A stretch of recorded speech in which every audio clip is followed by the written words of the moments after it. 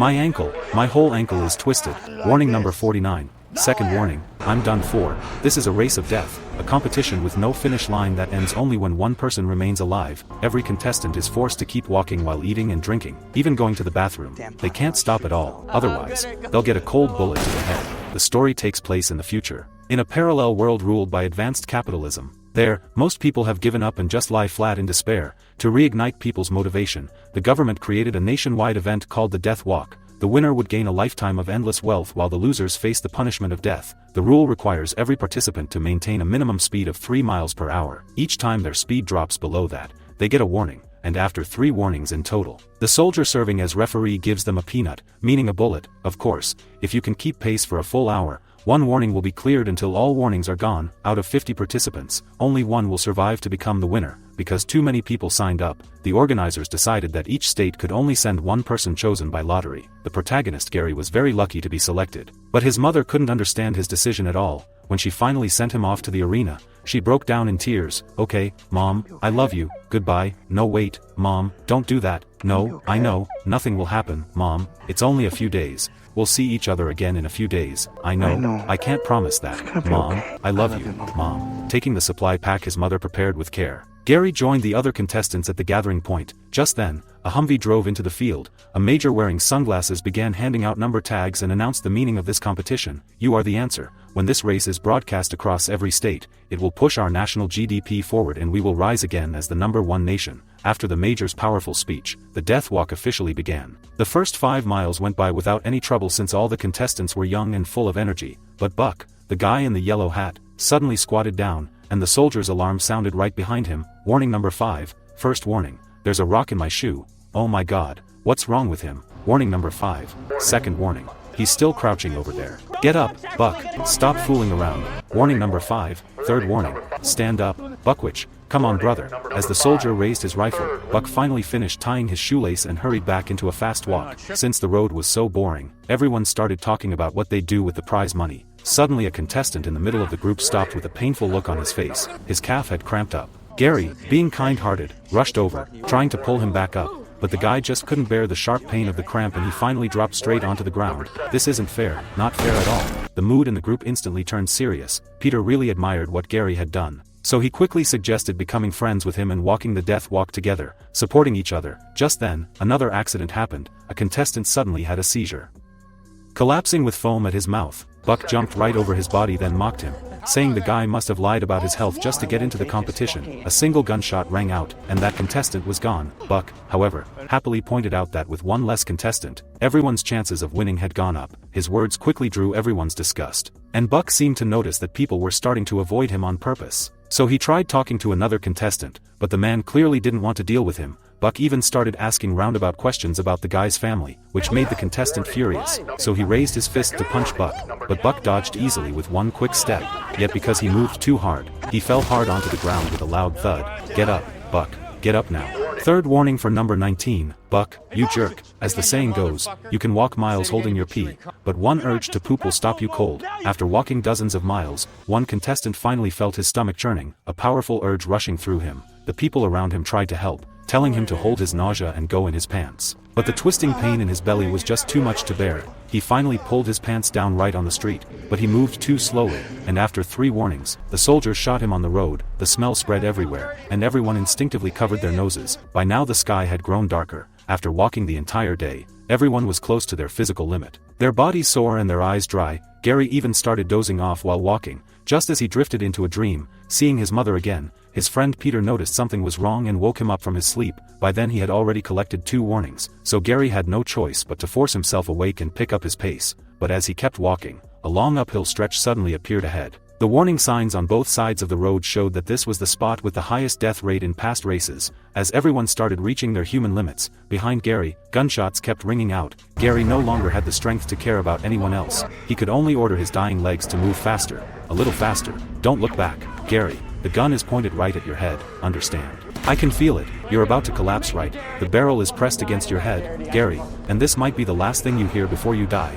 Can you still hold on? Peter beside him was very experienced. He quickly warned Gary to pour water from his bottle over his head and take deep breaths to keep his pace steady. because if he kept burning his strength like this, he would soon collapse and be shot by the soldiers. The hardest first night finally came to an end. Gary and Peter leaned on each other, walking into the morning light. By then they had walked 67 miles, and only 18 contestants were still alive. Just as everyone started feeling a little better, behind them, the soldiers' warnings came again, because it turned out that in the darkness last night, one contestant had twisted his ankle and he had been clenching his teeth, holding on the whole way, but now one of his feet was torn and bloody. He clearly couldn't last much longer. "My whole ankle is twisted." Warning number 49. Second warning. Hold on, keep walking.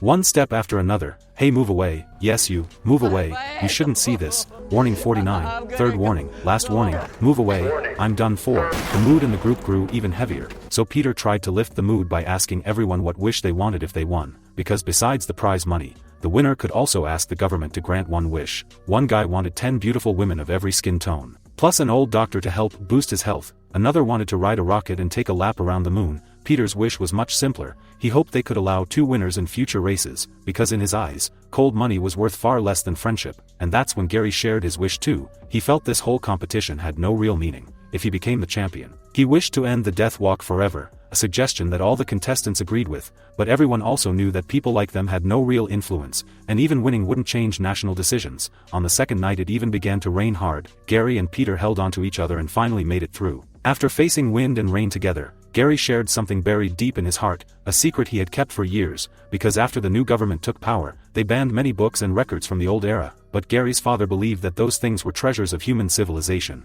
so he kept them hidden in secret, until one night, the major and a group of armed soldiers burst into their home, dragging them all out into the yard. The major ordered Gary's father to burn the banned books on the spot and swear loyalty to him, or he would serve him a bullet. Faced with the threat of death, his father chose to die with dignity. "May God have mercy on you, little Ray. Never forget who you are." Then Gary lowered his voice and said that once he won the race, he would speak his true wish. He wanted a carbine rifle, and once he got the gun, he would turn it around and shoot the major to avenge his father. Peter was stunned after hearing this, feeling that this wish sounded even less realistic than ending the death walk. At this moment, the group had already walked 170 miles. The extreme exhaustion and the pressure on their minds finally made someone break, completely falling apart. "Help me, please, my foot, save me." Warning, number 4, second warning.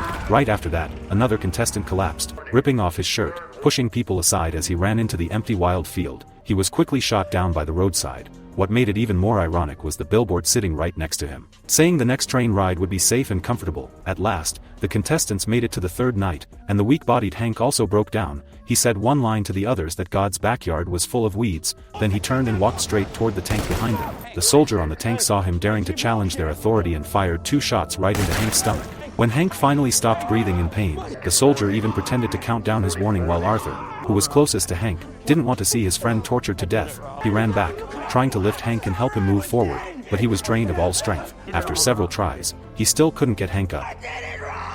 By then Arthur's warnings had stacked to the second one, but Gary arrived just in time and dragged Arthur away by force. A gunshot came from behind, and Hank was gone just like that. Another night passed. By now they had walked 209 miles. Out of the 50 contestants, only 6 were left. All of them were single men with no families to worry about. Only Hank was married. So Peter suggested that whoever made it to the end must do something for Hank's family. Everyone agreed. Even the sharp-tongued Buck said that if he won, he would give Hank's wife and child enough money to live the rest of their lives. Then he explained to Gary that he never had many friends growing up, but he really envied Gary and the others for having friends. So he tried to talk to people, not expecting his clumsy attempt would get someone killed. The moment that man was shot kept replaying in his mind. Maybe to make up for it, Buck ran alone to the front of the group, saying, "Now I will walk with you forever." "That's not what you think. What are you doing? Don't do this."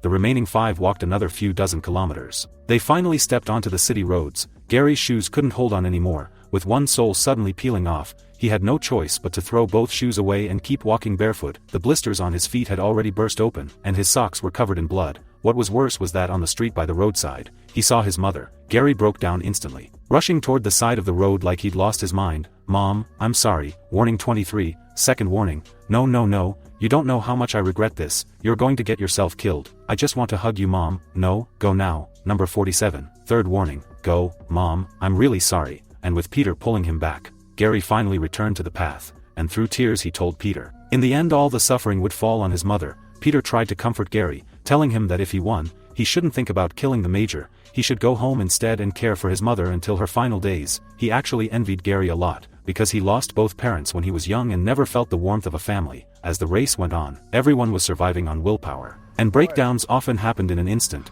Then Corey, who was near the tank, suddenly threw his backpack, rushed forward and grabbed a soldier's rifle, pulling the trigger right at the soldier in front of him. The other soldiers angrily aimed at Corey's stomach, shooting him to the ground. After being hit, Corey didn't want to be tortured by the soldiers, so he chose to end his own life. The next one who couldn't hold on was Arthur. As he walked, his nose started bleeding. He couldn't stop it at all. Gary and Peter rushed to support him from both sides, helping him keep moving forward, but he already knew he was done and said that in his final moment, he felt lucky to have met Gary and Peter, and his last wish was for them to give the necklace on his neck to his grandma. After saying that, he broke free and walked toward his death. Warning, number 6, second warning, I really can't go on, brother, you know what I want the most right now, an orange smoothie. Maybe the major knew the last 3 couldn't hold on much longer, so he showed up again, riding in his Humvee, appearing in front of everyone. Jack, the quiet and withdrawn one, finally couldn't hold it in and talked about his past, saying he was one of the major's many illegitimate sons. He entered the race, hoping to prove himself in front of his father and win even a tiny bit of affection,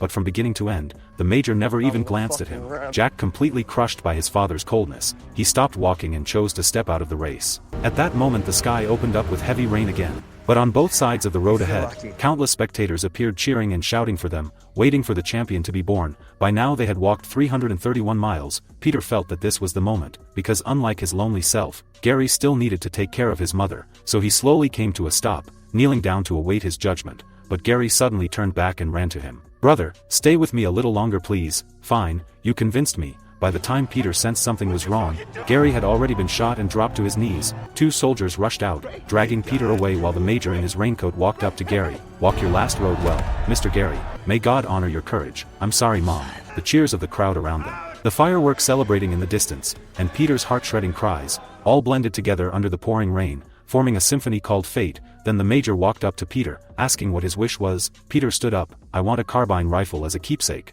The major never believed in friendship, so he didn't think Peter would give up wealth to attack him. With full confidence he told the soldier beside him to unclip his pistol and hand it to Peter, not expecting Peter to point the barrel at himself the next second. Put the gun down child, the whole world is waiting for you. The wealth here is far beyond anything you imagine. The reward is right in front of you. Don't throw it all away. This is for little Ray.